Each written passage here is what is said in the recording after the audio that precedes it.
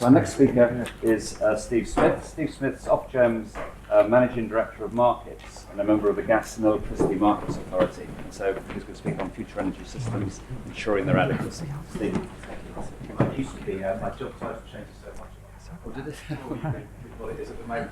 I'm going to sort of approach this question slightly tangentially. There's an awful lot of information in these slides I couldn't possibly get through probably in an hour, let alone 25 minutes. So I'm going to dance through them at quite a pace, but they will be made available, so you can read some of them at your leisure.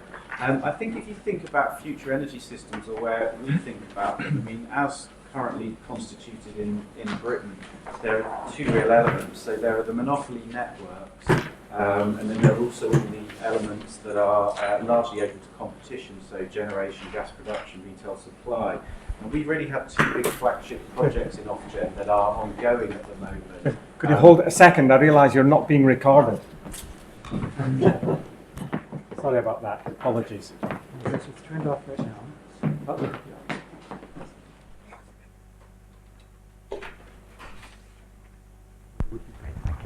It'll have been picked up by the microphone, so let's carry on. Okay, so we have these two projects. So one of them is called Project Discovery, and that's really looking at the issues of generation, supply, gas production, storage. And then another project, Ofgem's famous for acronyms, so I apologise for that. It's called RPI-X at 20.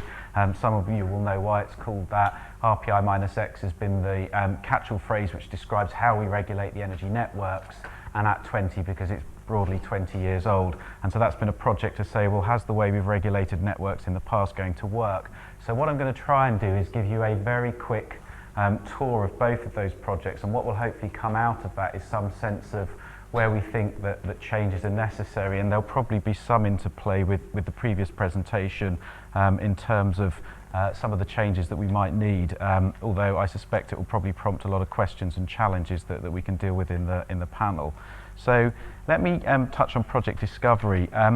For those of you who read the press, then probably you may be aware of this, and this was some of the press coverage we got at the time, which I guess our comms department should be fired, because what it basically said was somehow that Ofgem was coming up and saying, well, after 20 years of trying this privatisation, liberalisation lark, the time's up on it, and we're all going to be I think the famous phrase that's used by an academic who's probably not here today is we're all going to be eating our turkeys in the dark, and they'll be cold at Christmas within a couple of years. And that wasn't really what we're saying. So what I'm going to try and do is give you a slightly more nuanced view. So were we saying that markets don't work and we should just give up on them? No, we certainly weren't saying that. I mean, if you look at the last 2 decades, there was a big concern when Britain first embarked on this experiment about whether markets could actually deliver large-scale investment in capital-intensive energy production and supply. And it has to an extent. So in electricity generation, we've seen over 30 gigawatts of new generation capacity, which is broadly 30% of total capacity over the last 20 years built by the private sector. And in gas, we've seen in recent years as the North Sea has begun to enter into steep decline, and Britain is a very large consumer of natural gas on a per capita or per unit of GDP basis relative to other large nations because of the heritage of the North Sea. We've seen enormous investment in new import capacity, pipelines, LNG terminals, to basically meet that gap. So we certainly weren't saying, look, the last 20 years shows us that markets can't be relied on to deliver these huge investments.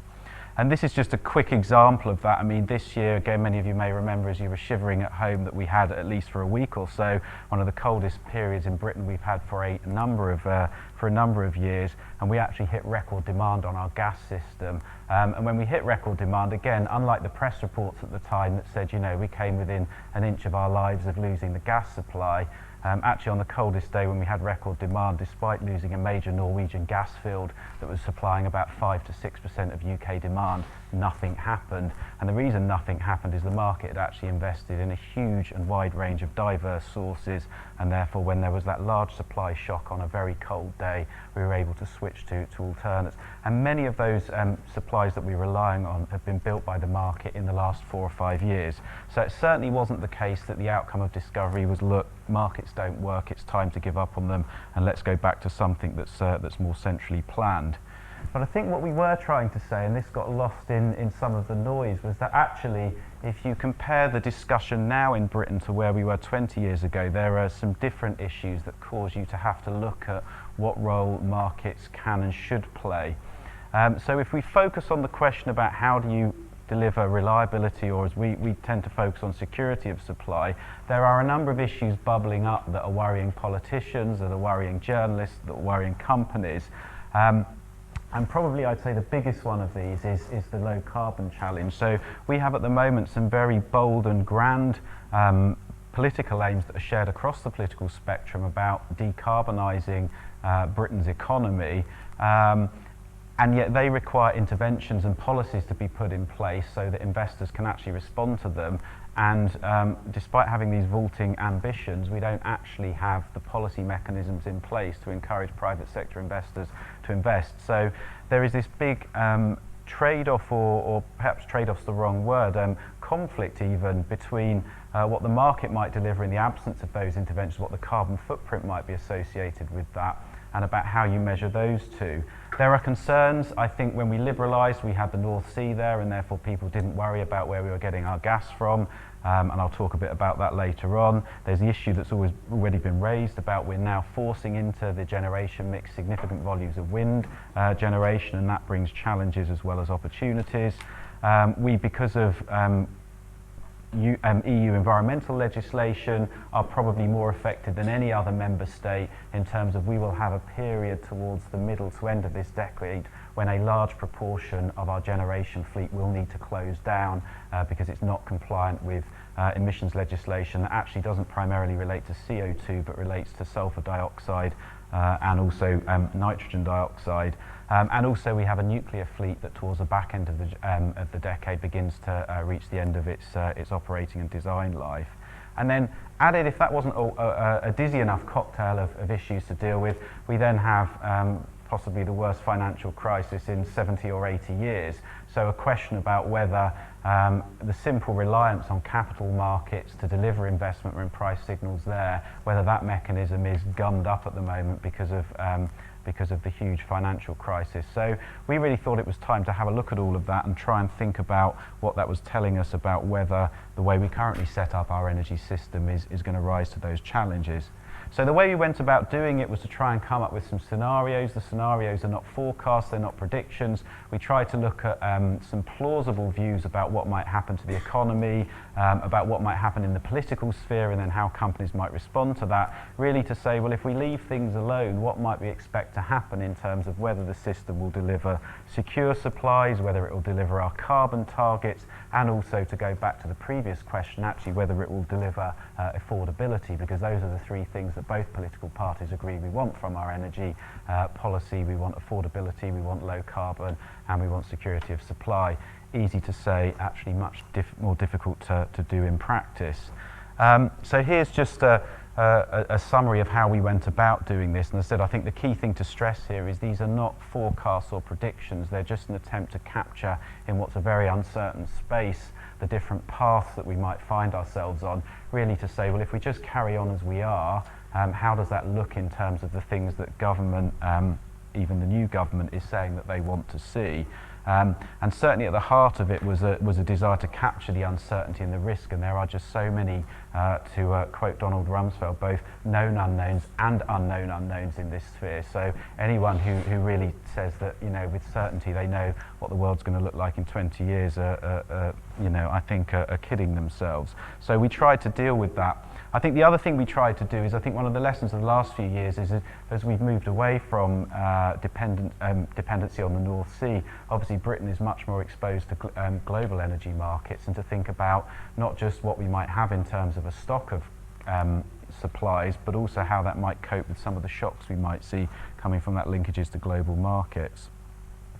So here is sort of a summary of the different scenarios we looked at and what they might mean for gas and electricity demand. Obviously one of the big issues here, depending on how green we are and at what pace the economy picks back up. I mean, there are plausible scenarios out there that see a dramatic decline in our use of gas because of the CO2 emissions that are associated with it.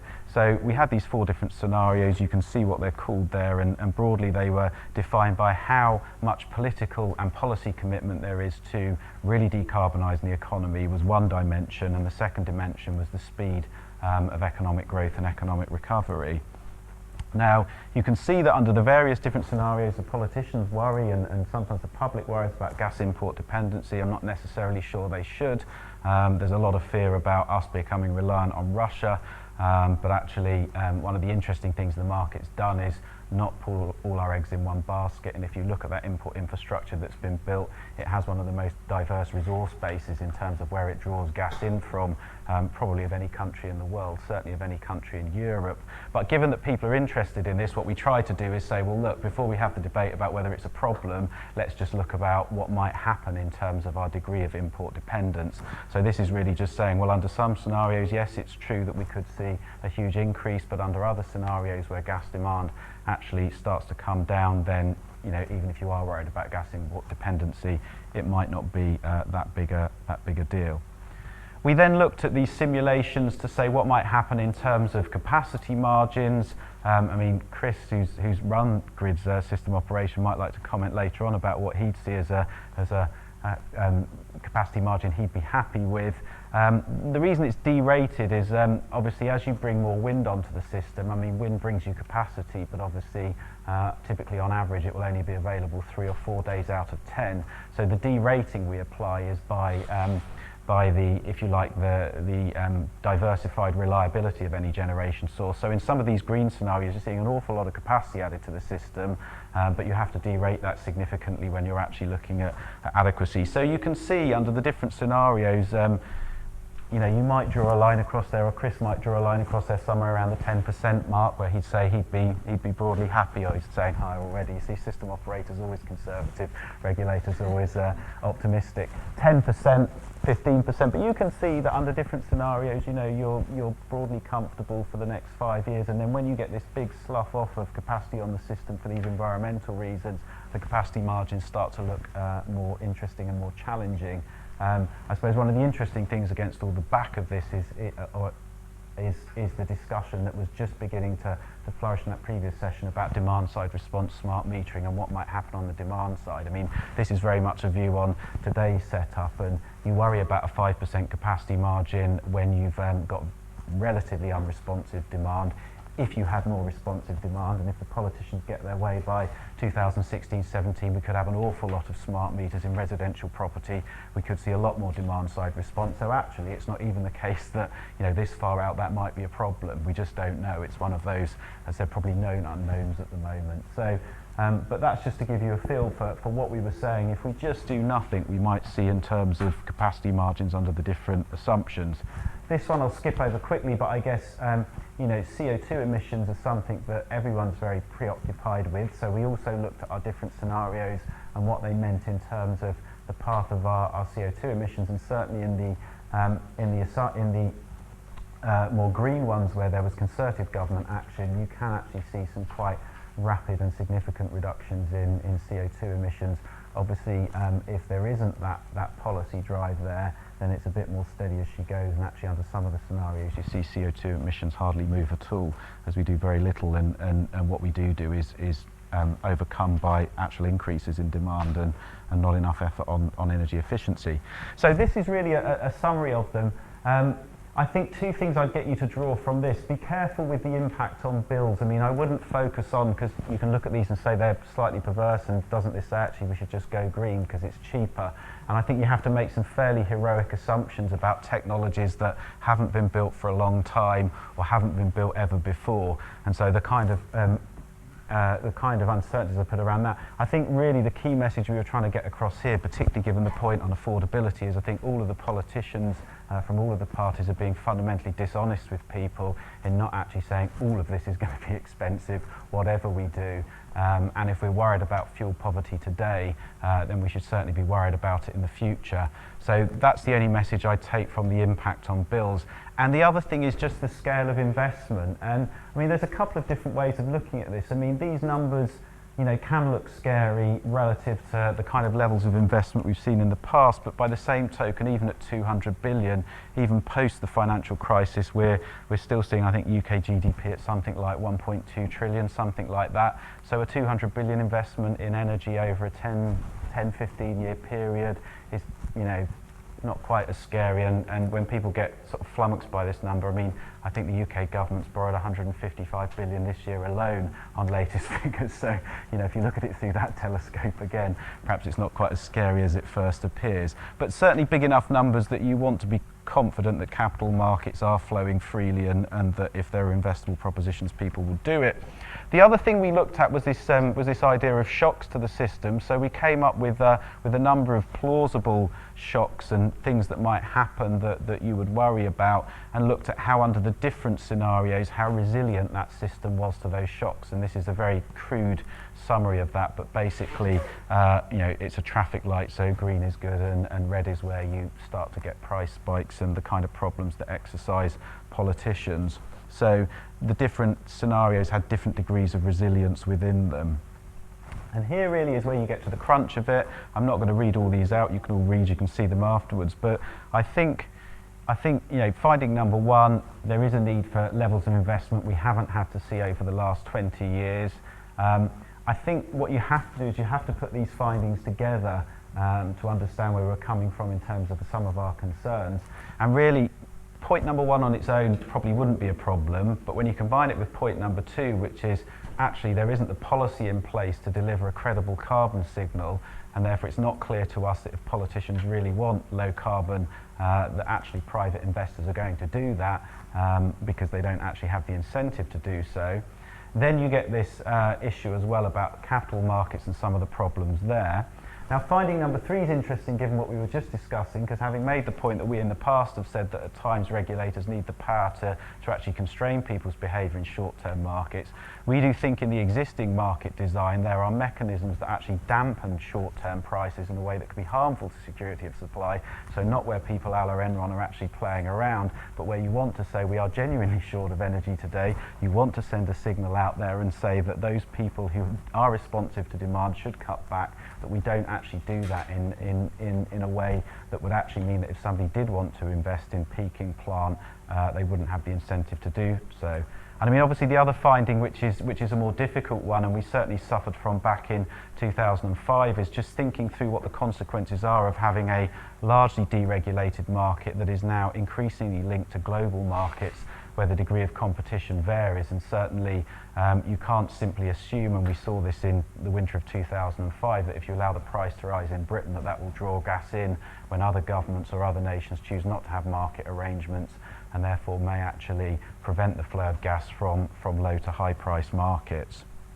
And then the final one, which is just on the affordability question, bringing all of this together, is that really we do have an issue there. If we're worried about it now, that problem is only going to get worse, and therefore if the political parties are serious about tackling some of those issues, then in essence I think the view that was held in the 90s, which was that the rising tide of incomes and declining or broadly stable energy prices would largely solve the problem. If that was ever true, it's no longer true, and that's just gone, and therefore this problem is going to have to be tackled in a different way, and the problem is likely to get worse in the absence of any action.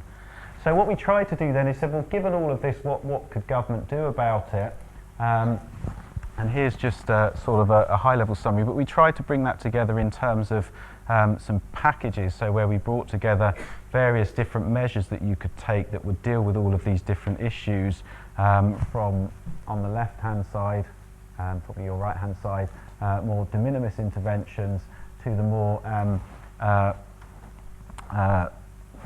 severe change of actually moving back to a central energy buy, and I think it was this change that really prompted those headlines of Ofgem saying the game's up. But I think the important thing to understand about the central energy buyer model is it's not driven by a view that markets can't work or can't deliver.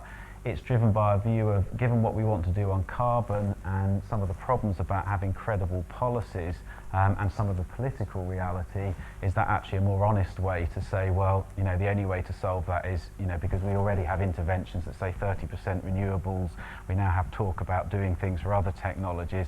Actually, does there come a point where you say, well, if the politicians can't deliver a credible carbon price, because of the failure to get an international agreement. Is that actually a more honest way in an imperfect world? So it certainly wasn't something we're advocating, but I think there are people out there mounting credible arguments to say it might be the least worst of a whole bunch of options, given that some of the political reality here. Final thing on discovery before I move very briefly onto the network side. I mean, the other thing is time is running out. This is really looking at the lead times to actually build things, which is obviously quite important if you're worried about these things. And these are the different technologies. And so what you can see is if we're starting to say this is the period that we should worry about, 2015-16, actually time's getting perilously close in terms of when spades need to go in grounds and things need to start being built, even with a planning regime that was benign, which we certainly don't have in the UK. And so again, it was really a call to arms for politicians to say, look, if we keep mucking around with this and we really don't get some firm decisions in place, then you may find that actually, given it takes time to put legislation in to change market rules, that you've missed the point of no return.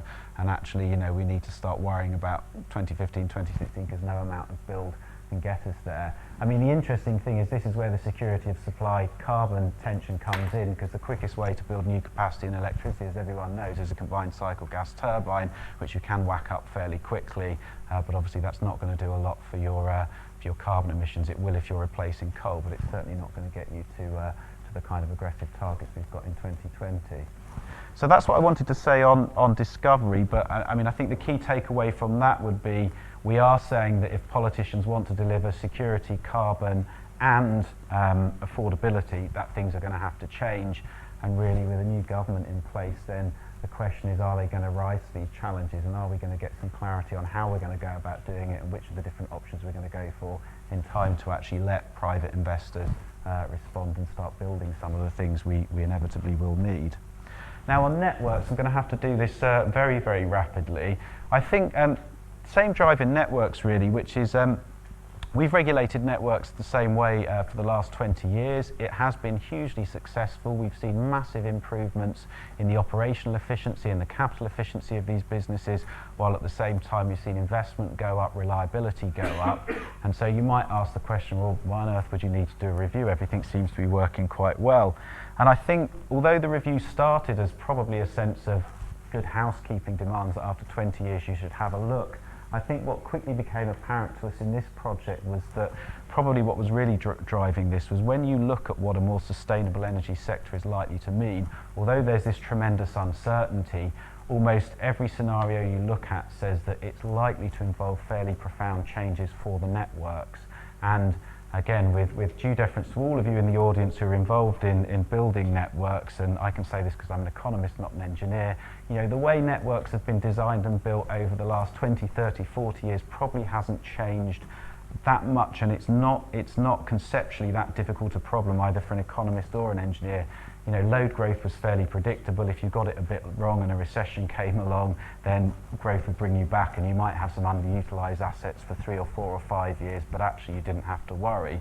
Well, when we asked some leading academics in an interdisciplinary study to actually cast forward and say, well, what might energy networks of the future look like, they came up with such widely varying scenarios. They said, well, if some technologies come to the fore, actually you could see most of the action being at the local level, and you could see the emergence of these microgrids with demand-side response, people having local generation, renewable generation, and you would need much less of a transmission grid that would really just be hooking up offshore, connecting us to other systems. But on the other side, you might see if you have electrification of transport, if you have electrification of domestic heating, and you have CCS and nuclear, you may actually need a thumping great transmission network, and you may need a thumping great distribution network. And I suppose the challenge for us is, how do we have a regulatory system when we don't know which of these we need? And it's probably not going to become apparent that creates the right incentives so that if we need this system, we end up building it.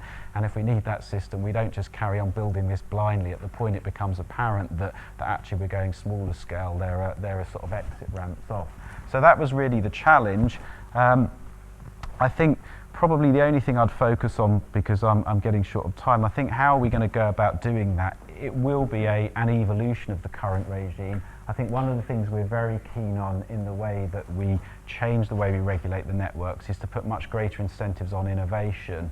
And it's clear with all these uncertainties that we need to fund more deployment of new and emerging network technologies to really find out what works. Now, we took the first steps there with the recent electricity distribution price control review, where we put a fund of up to £500 million of customers' money available on a biddable basis for companies to say, we want to begin to trial these technologies, which are the ones that we think we may need in a low carbon future.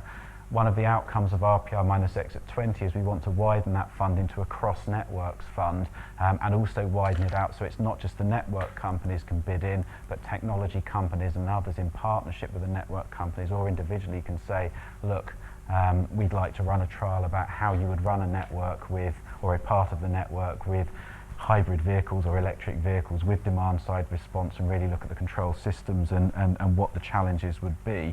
So I think innovation is a big theme. I think the other theme is trying to move the regime into a slightly longer term focus, and really to get the companies, I think both we and the companies have got into this terrible habit of focusing on a plan and then delivering that plan in 5-year chunks, rather than in a world that's much, much more uncertain. We need to get into a view of how do we actually embed options in the regime, and how do we actually encourage companies when it becomes apparent that what they were doing was the right thing to do based on what they knew at the time, but that new technologies have come along, to move to that and not to fear that investments they made in the past are going to be stranded. So I think moving it to a more longer term regime, a more grown up regime, where we accept the uncertainty and actually encourage companies to innovate and think clever thoughts about how they deal with that uncertainty. And some of those clever thoughts may be not just about physical investment, but about the way they price and the way they operate their networks as well. So, as I said, all of these you can read. I've sort of highlighted what I think is the most important. And I think a couple of other things I'd just conclude on RPI minus exit 20. A couple of other ideas we've had. Some of the technologies we'll need to deploy on networks will be new. They won't have been used elsewhere. They won't have been used before. So having the ability to tender, so if we've got large new infrastructure build that's deploying new technologies, not saying to the existing companies you've necessarily got the right to do this, but saying actually we can invite others to come in. This is an idea that we've begun to explore for connecting up offshore renewables, and we recently had a series of tenders. We did have some new players come in with some interesting proposals about how they might do that, so that might be something we do. And the second point was really, we may actually see some of the ways that the energy industry is organised turned on its head. There's been a lot of talk for many years about the idea of energy service companies, and there are concerns about whether the way we currently regulate and structure the industry would prevent that. So we may need to do things in the way we regulate the networks to facilitate competition there, and if, for example, these sorts of companies emerge at the local level, make sure that they can get access to the grid and potentially even buy sections of the grid if they want to, or lease it, so that they can try these different alternatives. So those are two of the sort of more radical elements of the things we're thinking about. And I'll just conclude, I'll finish now. When does this all happen? We've come pretty much to the end of this 2-year programme.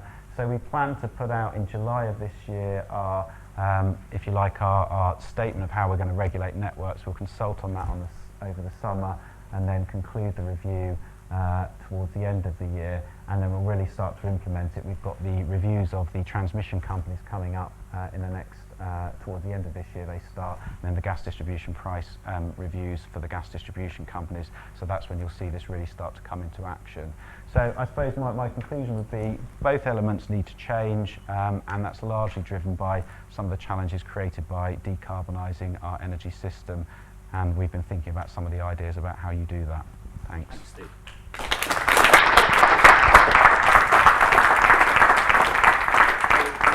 We'll postpone major questions to the panel on this, but just while Janusz is setting up his computer to start, there'll be time for 1 or 2 questions for Steve. Any points of clarification or quick questions? Maybe just for the panel. I mean, one of the things as a complete outsider for me that comes over is the difficulty of the various timescales that you've got, that objects in your supply and demand can actually respond as a market. Is that something that you could discuss later on?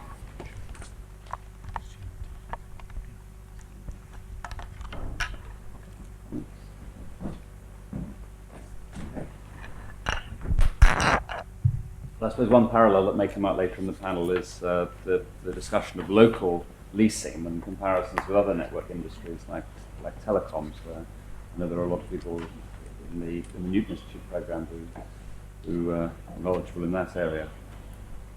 Right, so our next speaker is Professor Janusz Bielek. Janusz has spoken already this week, is known then to those who've been here for a few days. He's Professor of Electrical Power and Control at Durham. He's consulted to several governments, and I notice Enron. You still put that on your webpage, Janusz. And Janusz is going to speak on mathematical modelling of future energy systems. Well, I'm just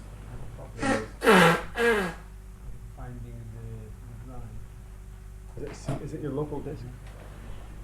Oh, there you go. Remove